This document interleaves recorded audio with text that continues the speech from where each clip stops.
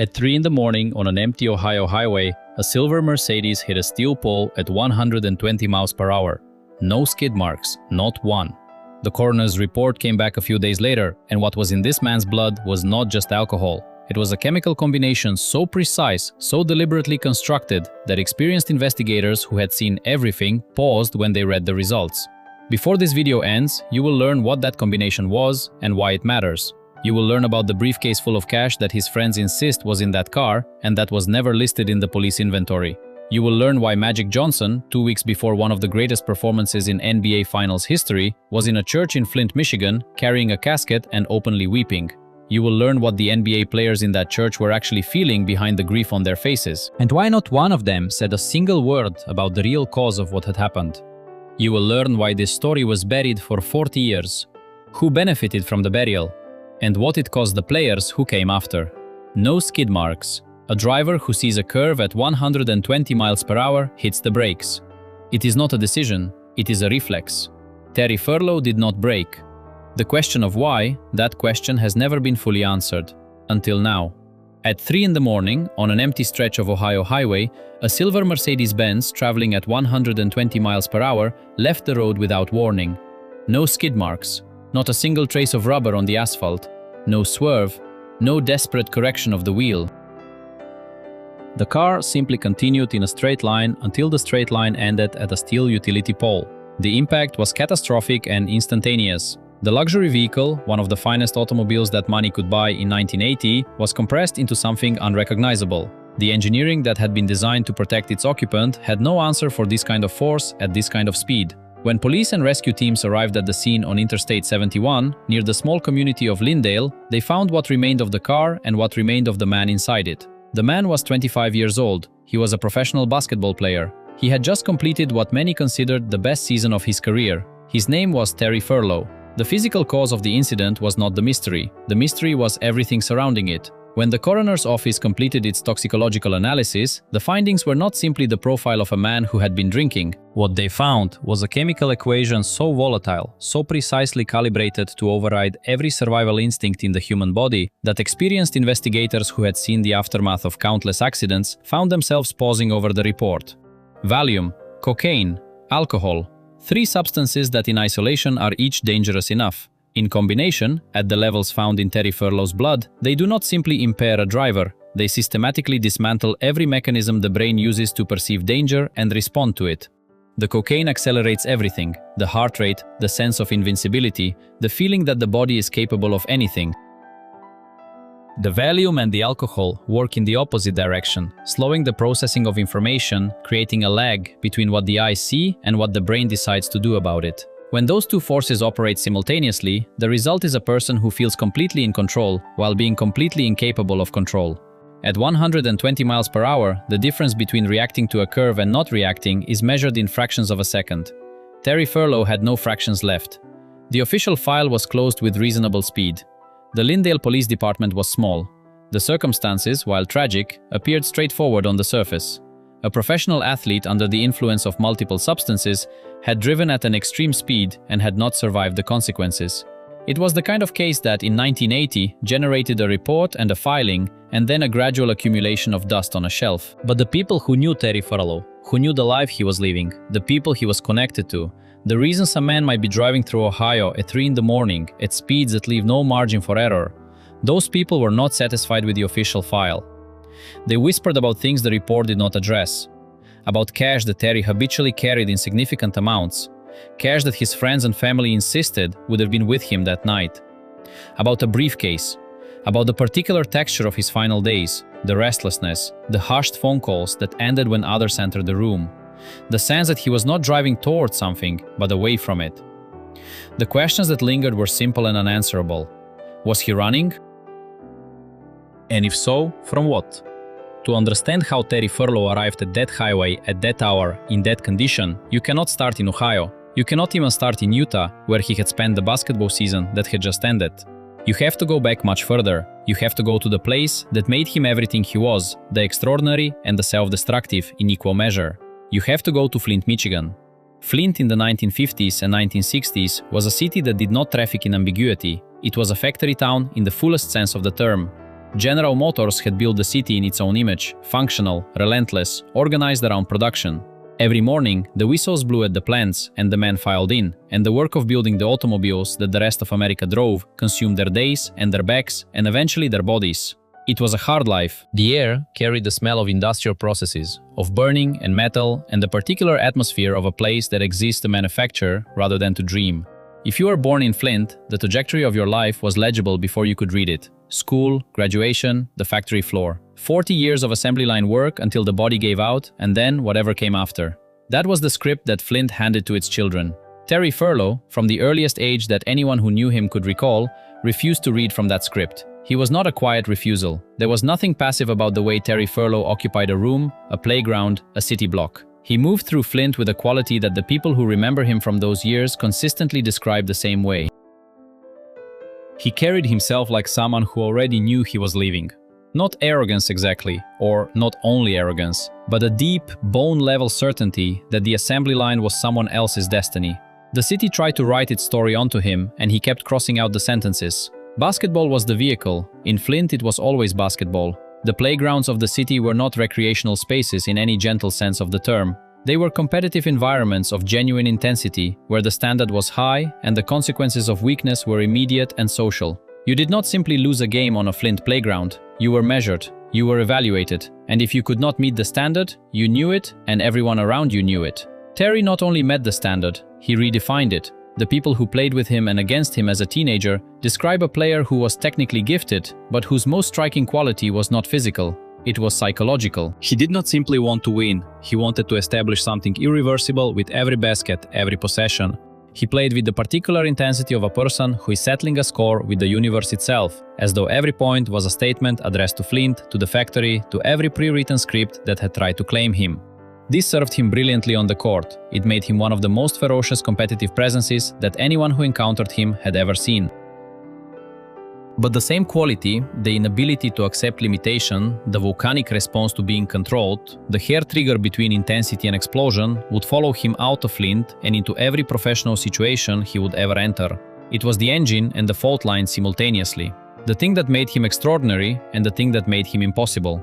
He left for Michigan State University in the mid-1970s with statistics that had announced him to the college basketball world before he arrived. At Michigan State, a program that would later be defined nationally by a player named Ervin Johnson, Terry Furlow was already building a scoring legacy that some who watched closely argued was more purely devastating than anything the more famous player who followed him would produce. Where Johnson was known for vision and leadership and the particular joy he communicated through the game, Furlow was known for the cold efficiency of the shot. He averaged nearly 30 points per game in his senior season. 30. In college basketball, against defenses that are organized and coached and prepared, 30 points per game is a number that most professional players never reach. But while the numbers were being written in the record books, something else was being written elsewhere. The tension between Terry Furlow and the coaching staff at Michigan State, specifically with head coach Gus Ganakas, was not a private matter for long. It was the collision of two fundamentally incompatible worldviews. Ganakas believed in structure, in hierarchy, in the coach as the organizing authority around which everything else arranged itself. Terry Furlow believed in Terry Furlow. The confrontation, when it fully arrived, was not subtle. In a moment of genuine grievance, African-American players on the team felt they were being treated differently, and the accusation was specific and serious. Terry did not file a complaint or request a meeting. He led a walkout. He and several of his teammates simply left. They refused to practice. They refused to perform within the system they felt was exploiting them. In any era, this would be a significant act. In the mid-1970s, for a young black athlete who needed the professional scouts watching from their seats to see a player they could invest in, it was an act of extraordinary personal cost. The men who made the decisions about the draft were already taking notes. The word that got written in those notes was not a compliment. Difficult, unmanageable, risk. Terry returned to the team eventually. He finished his career at Michigan State, and the numbers he left behind were legitimate. But the label had been attached, and in the closed world of professional sports evaluation, labels have a long half-life. By the time the 1976 NBA draft arrived, the question was not whether Terry Furlow could play at the highest level. The question was whether any organization was willing to pay the price that came with him. The 1976 draft was not an ordinary draft. It was the first draft following the merger between the NBA and the American Basketball Association, the ABA, the rougher, flashier, more openly emotional younger sibling of the established league. When the two leagues became one, it was not just rosters that merged, it was cultures. The ABA had operated according to a different set of social norms. It had embraced spectacle in ways the NBA had traditionally resisted. And it had existed within an era, the mid-1970s, the height of the disco period, the years when a certain recreational substance had migrated from the fringes of American social life to the center of its most glamorous spaces, that had shaped the habits and the expectations of the players who came through it. Cocaine was not new to America in 1976, but its penetration into the world of professional basketball was accelerating. In locker rooms and hotel suites and after-hours clubs in every city on the NBA schedule, the substance was becoming normalized at a speed that the league's leadership either did not see or chose not to address. There was no testing, there was no policy, there was an unspoken agreement that what players did in their private hours was their own business as long as they showed up and performed. Into this environment, in the summer of 1976, stepped Terry Furlow. He had expected to be taken early in the draft. His scoring numbers justified the top selection, but the Whispers from Michigan State had done their work. He slid to the 12th pick, selected by the Philadelphia 76ers. On paper, this was a fine outcome. Philadelphia was a serious franchise, a contender, a city with a basketball culture and the resources to support genuine ambition. The problem was not the city. The problem was who else was already there. The 76ers had Julius Erving, Dr. J, the most breathtaking individual talent in professional basketball at that moment, a player whose combination of skill and artistry and physical gifts had already made him the defining figure of the ABA and was in the process of redefining what the NBA looked like. When you joined the 76ers in 1976, you were not joining a team. You were joining the Julius Erving experience, and your role within that experience was to support and complement and occasionally contribute, but never to compete with the gravitational center of everything. For most players, this would have been an education, a chance to learn at the elbow of greatness, to absorb what a franchise-level talent does and how he does it, to develop in an environment of genuine ambition. For Terry Furlow, it was something closer to psychological suffocation. He arrived in Philadelphia with the wardrobe and the bearing of a man who expected to be the center of attention. The fur coats, the jewelry, the walk that communicated a very specific self-assessment. He was not arriving as a backup. He was arriving as someone who had been temporarily misplaced in the draft, and who expected the situation to correct itself quickly. It did not correct itself. He sat. He watched Julius Erving do things that the crowd had paid to see, and he sat on the bench with his arms crossed and his leg bouncing, and the knowledge eating at him that he could go out there and score in ways that would change the temperature of the game if they would simply put him in. They did not simply put him in. He had money and he had time and he had the frustration of a man whose particular form of self-expression, scoring, dominating, proving himself on the court, was being denied to him. In that condition, Philadelphia offered what every major American city offers to a young man with money and restlessness and no productive outlet for his energy. The nightlife opened its doors. The people who benefit from young athletes with too much cash and not enough structure found him. And behind those doors, in that period, in that city, the substance that was becoming the defining social drug of the era was available and celebrated and presented not as a danger, but as an accessory to a certain kind of life. The pattern that would define the rest of his career began to form in Philadelphia. Not explosively, not with any single dramatic moment, gradually, the way that patterns always form, quietly, incrementally, with each small choice seeming reasonable in isolation, while the accumulated weight of all of them together was building towards something that nobody was ready to name yet. By 1977, the 76ers had made their calculation. The talent was real. The problems were also real. Terry Furlow was traded to the Cleveland Cavaliers. He arrived in Cleveland interpreting the trade not as an opportunity, but as an insult. And in Cleveland, he found something that Flint had prepared him to recognize immediately, a gray, industrial environment that reminded him of everything he had worked to escape, run by a coaching staff that was, if anything, even less compatible with his particular combination of gifts and grievances than the previous one had been. Bill Musselman, the Cleveland coach, was a man who built his professional identity around control, systems, compliance. He wanted players who executed within defined roles, who subordinated individual impulse to collective structure. He was, in this sense, the worst possible coach for Terry Furlow to be handed to, and Terry Furlow was the worst possible player for Musselman to be handed. The relationship was combustible before it began. The stories from the practice facility in Richfield did not make the newspapers at the time, but those who were present described a situation that was deteriorating in real time. Terry rolling his eyes during film sessions, openly questioning plays in front of the younger players. A sustained, low-level insurrection that was not dramatic enough to force a confrontation, but was constant enough to make every day more exhausting than it needed to be. The basketball in Cleveland was decent. His numbers were reasonable, but his body language told the true story. And in professional sports, body language is always being read by the people who make decisions about who stays and who goes. The Cleveland front office reached its conclusion. Another trade, Atlanta this time. Atlanta in the late 1970s was a city with energy, with a nightlife that rivaled the larger coastal markets, with a social scene that was fast and fashionable, and for a man already struggling with the habits he had developed in Philadelphia, precisely the wrong environment for a clean start. There was in Atlanta a person who saw through the surface. Mike Fratello, then a young assistant coach with the Hawks, was someone who looked at players as human beings rather than as performance problems to be managed or transferred. He looked at Terry Furlow and saw the talent, which was obvious, but also something underneath it. A person who was genuinely gifted and genuinely lost in equal measure, who was becoming increasingly paranoid, increasingly suspicious of everyone around him, increasingly convinced that the world was organized against him specifically. Fratello later described Terry as capable of scoring against anyone, against any defense, in any game situation. The praise was unqualified.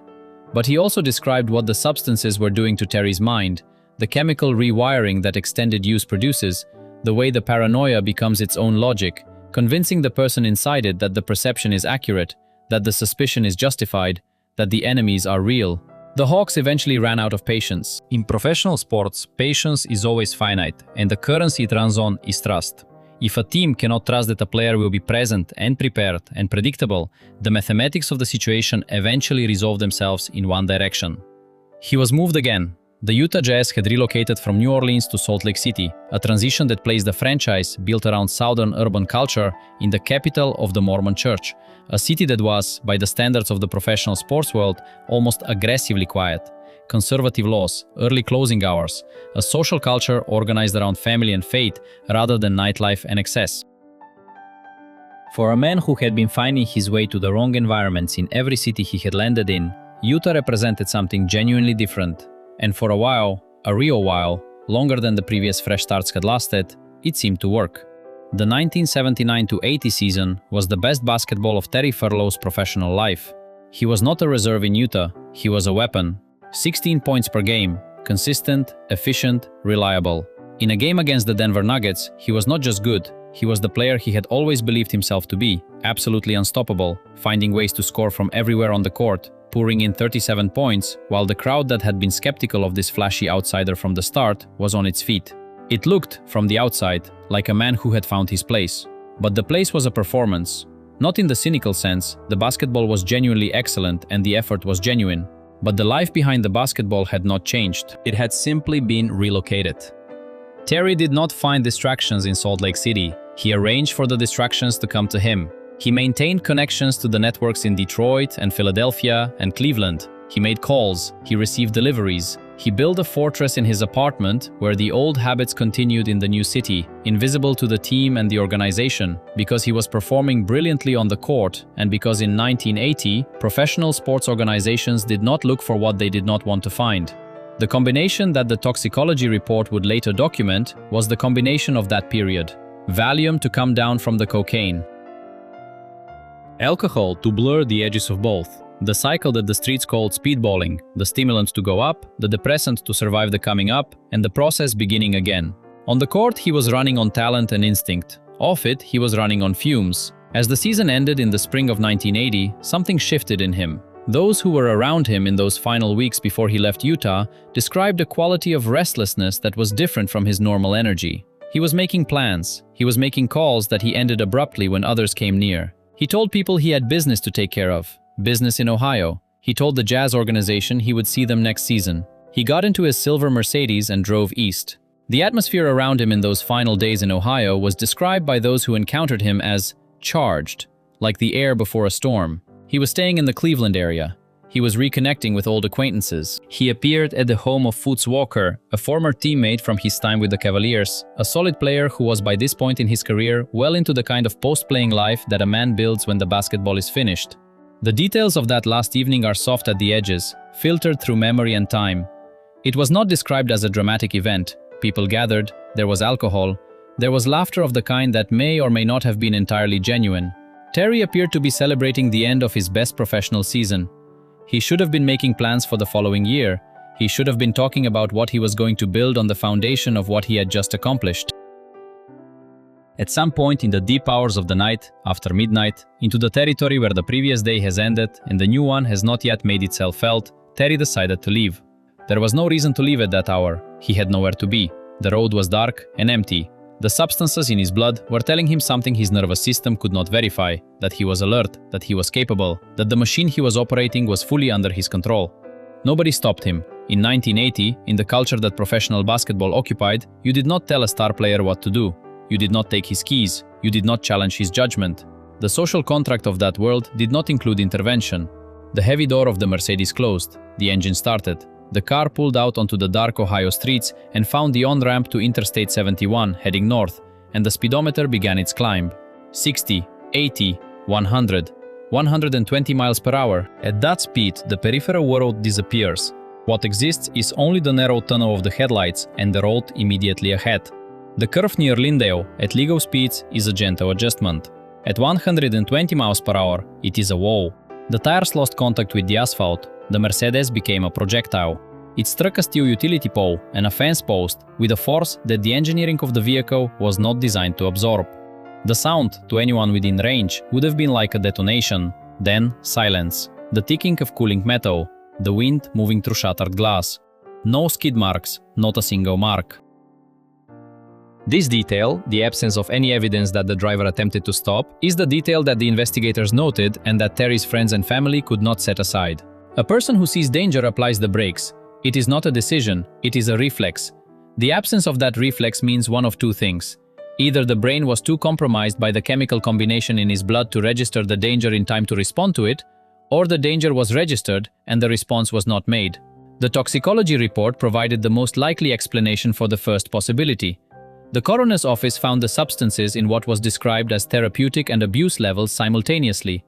The cocaine present in amounts that would create a powerful subjective experience of capability and control, the Valium and alcohol working simultaneously to slow the actual neurological processing to a fraction of its normal speed. The brain was likely several seconds behind the world it was trying to navigate. By the time the visual information about the curve reached the decision-making centers, the curve had already happened. He was driving a machine built for speed with the reaction time of someone half asleep. When investigators processed what remained of the car, the physical evidence added texture to the scene. Empty beer containers on the floorboards, the remnants of marijuana cigarettes, the personal jewelry that Terry habitually wore. These items were documented, but according to the persistent accounts of the people who knew him, something was not documented.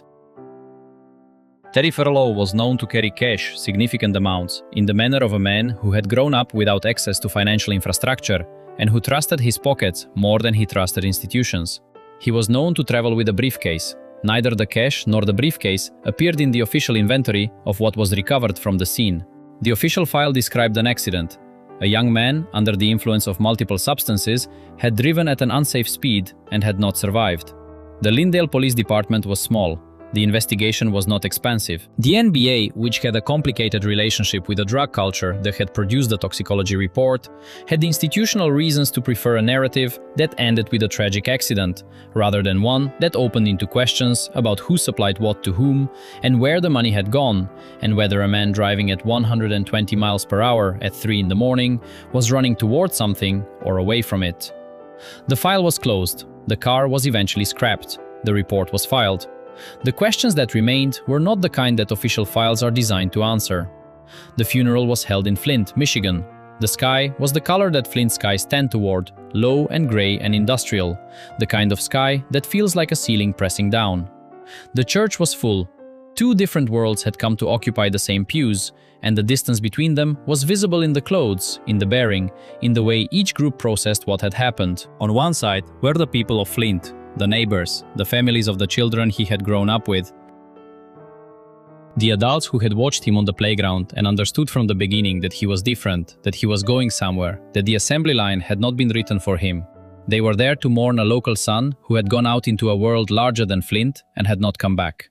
On the other side were the NBA players, large men in expensive suits that sat oddly in the industrial church. They had driven or flown in from their lives, from their cities, from their own versions of the existence that Terry Furlow had been living. And among them was Irvin Johnson. Magic. The man who had come to Michigan State after Terry, who had inherited the program and transformed it, who had become, in just one professional season, one of the most celebrated players in the world. He was 20 years old. He was 2 weeks away from one of the most remarkable individual performances in NBA Finals history, and he was in a church in Flint, Michigan, carrying the weight of a casket and the evidence of genuine grief on a face that the world had come to associate with joy. To see Magic Johnson in that church, reduced by real loss, sent a particular kind of shock through the room. But if you looked past the grief at the faces of the NBA players gathered there, you saw something else beneath the sorrow. You saw recognition. You saw the particular expression of people who understand that what they are witnessing is not entirely separate from their own lives. They knew the lifestyle, they knew the hours, they knew what was in the locker rooms and the hotel rooms and the back seats of cars on road trips. Terry Furlow was the first of their generation to arrive at this destination, but every man in that church knew, in whatever private way each of them processed that knowledge, that the road Terry had traveled was not a road that only one person had access to. Nobody spoke about the substances at the funeral. Nobody named what the toxicology report had found. They spoke about his jump shot. They spoke about the 30 points at Michigan State. They spoke about the 37 points against Denver. They eulogized the basketball player with appropriate reverence. And in doing so, they buried something else alongside him. The conversation that the league needed to have. The acknowledgement that what had happened to Terry Furlow was not an anomaly, but a symptom. The NBA would not have that conversation for another 6 years. In 1986, a college player named Len Bias was drafted by the Boston Celtics with the 2nd overall pick. 2 days later, he was gone, a cocaine overdose at the age of 22. The shock of Len Bias was loud enough to produce congressional hearings and policy changes, and a genuine reckoning with what the drug culture in professional sports had become. Terry Furlow was the warning shot that arrived 6 years earlier. He was the evidence that the problem existed, the data point that the league could have organized a response around if it had chosen to look directly at what the evidence was saying, rather than filing it under accident and moving on. His legacy is not in the rafters of any arena. His number is not retired. His name does not appear in the conversations that young basketball fans have about the players who shaped the sport. He has been, in the most complete sense of the word, erased from the public memory of the game he played. But the rules exist. The testing protocols that every NBA player operates within today, the rookie transition programs that teach young players about financial management and addiction, and the specific dangers of a life that hands enormous resources to very young people without adequate structure to support them, these exist in part because of what happened to players like Terry Furlow. They are written in his absence rather than his presence. He is in the invisible infrastructure of a league that declined to acknowledge what his story meant while it was still possible to do something about it. He was 25 years old. He had just played the best basketball of his life. He had averaged 37 points in a game against a professional defense and made the crowd in Salt Lake City, a crowd that had never particularly wanted to embrace him, stand on its feet. Somewhere in another version of events, he is an old man in Flint. He is on a porch in the summer. He is telling a story about a night in Denver when nothing could stop him and the crowd knew it and even the defense knew it and the ball kept going in from everywhere. He has a ring of some kind, a piece of hardware that acknowledges what he was. In this version, there is a highway in Ohio, there is a guardrail, there is a file in a cabinet in a small police department in Linndale that nobody opens anymore. Terry Furlow wanted to be remembered as a king.